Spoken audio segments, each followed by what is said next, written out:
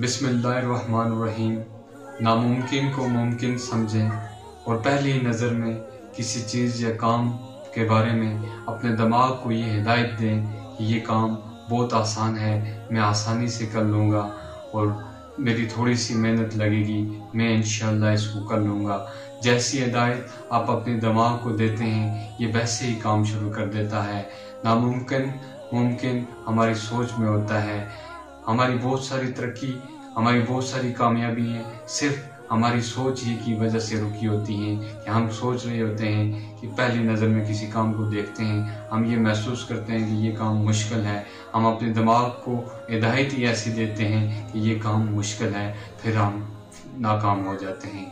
अगर हम हर काम में अपने दिमाग को ये हिदायत दें कि ये काम आसान है, इंशाअल्लाह मेरी थोड़ी सी मेहनत लगेगी, मैं इसको कर लूँगा, तो हमारे ज़हन, हमारे बहुत सारे काम हमारी सोच ही की वजह से आसान हो जाते हैं।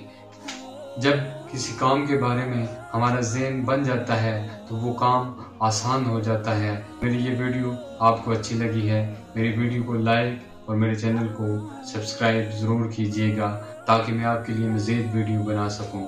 अल्लाह निगहबान।